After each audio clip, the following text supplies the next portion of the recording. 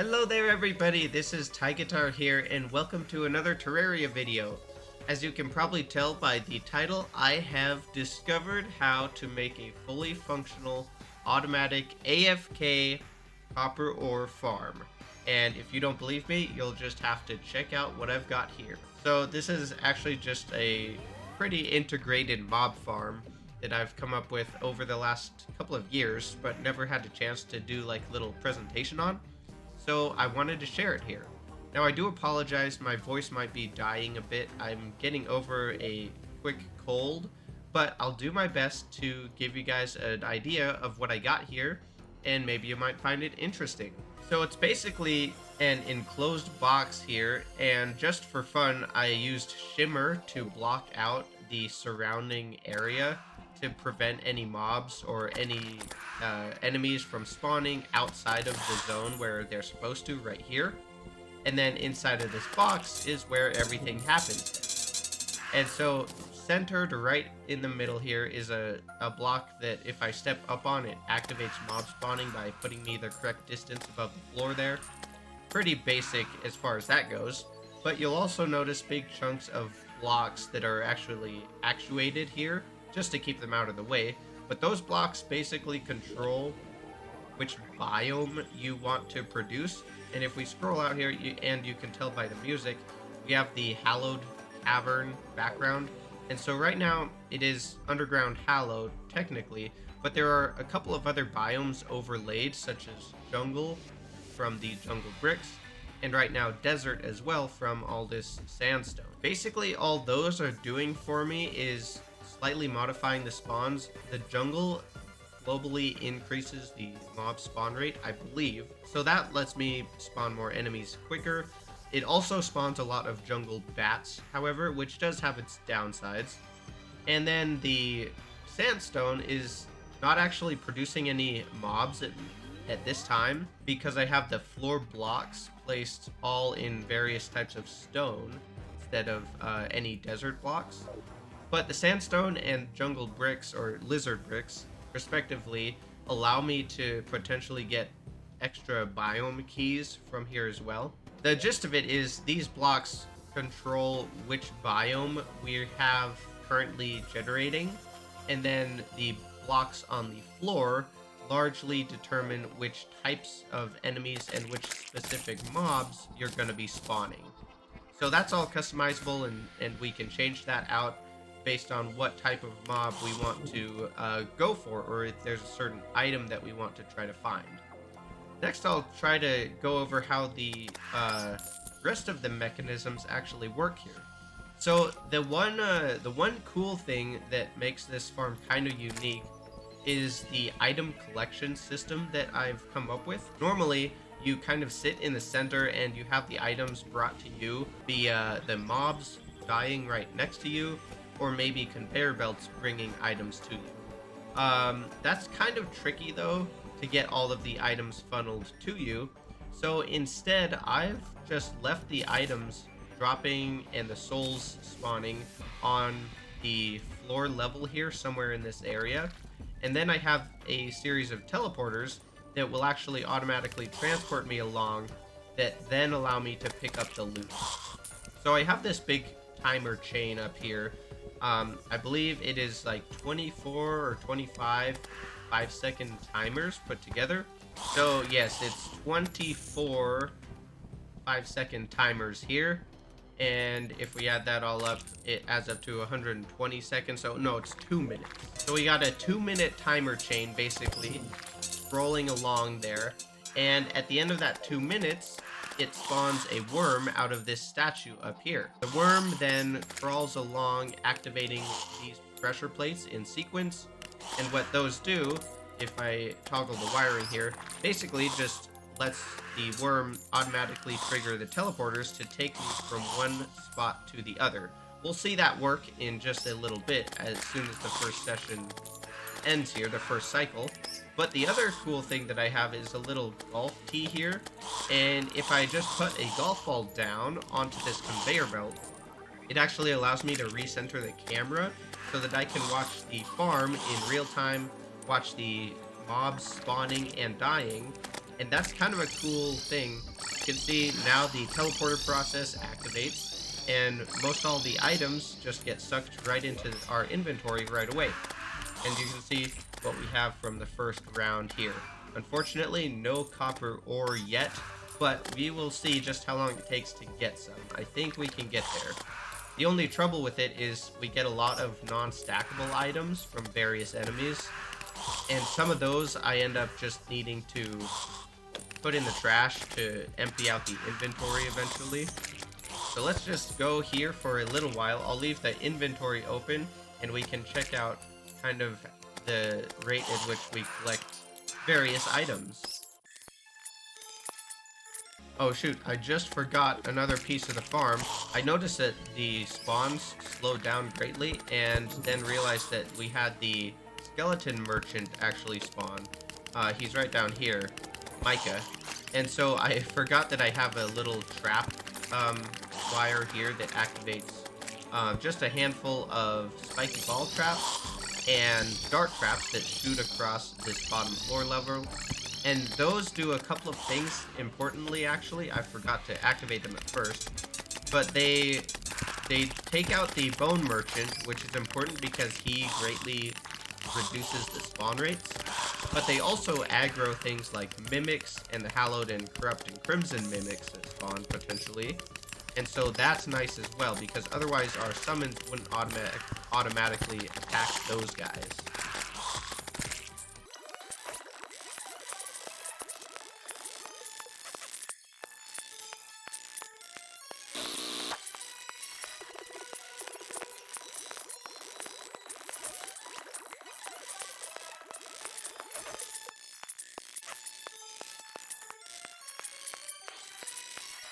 Alright, we've been through another couple of cycles, and it does look like the inventory is pretty well filling up rather quickly here. I might do a little bit of organizing and just like separate our banners and then drop a bunch of the junk items. Like a bunch of yellets, I trash those quite often. Maybe extra magic quivers, depth meters, magic daggers. A lot of this stuff I don't really need this much of, so I can toss that out. Another thing I did want to mention was also the banner supply here. So it is obviously important for efficiency boosting any mob farm to have the correct banners. So I've got a collection going up there. I may still be missing a few here and there.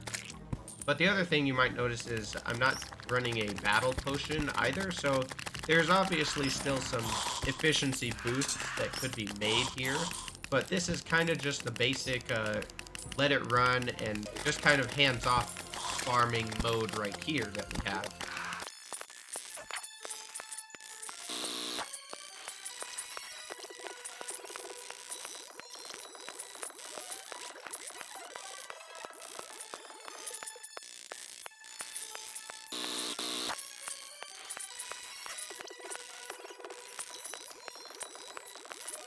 If I do it in the right sequence, we can also get a clean feed here without the overlay on.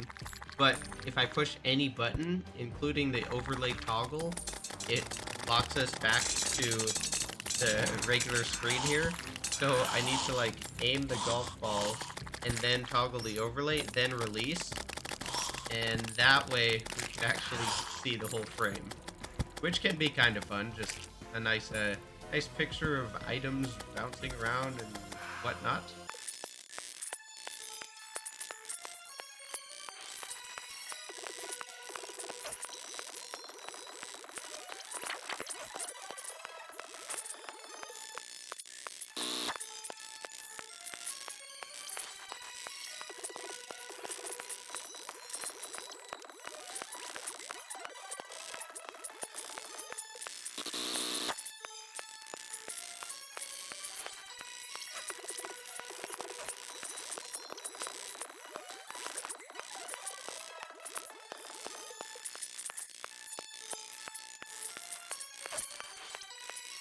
Like we still haven't brought in any ore of any kind, let alone copper, but we have got quite a few banners collected, so that's pretty cool, including Tim and earlier a rune wizard as well.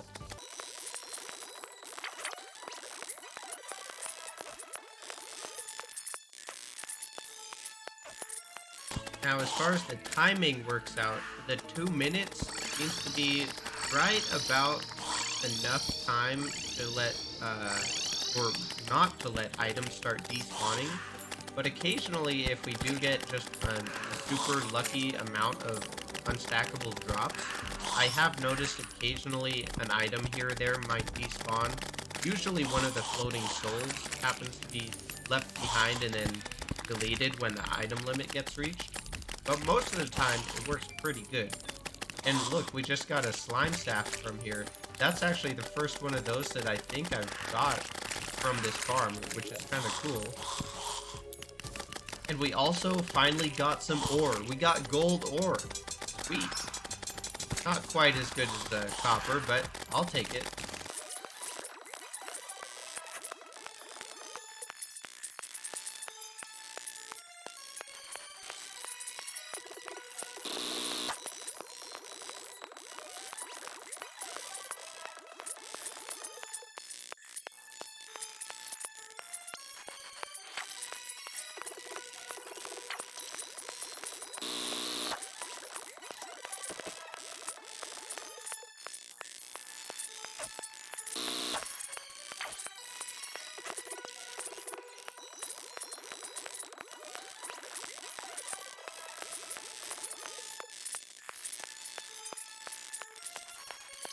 Oh, baby. There we go. Ladies and gentlemen, we have just acquired our 7 copper ore.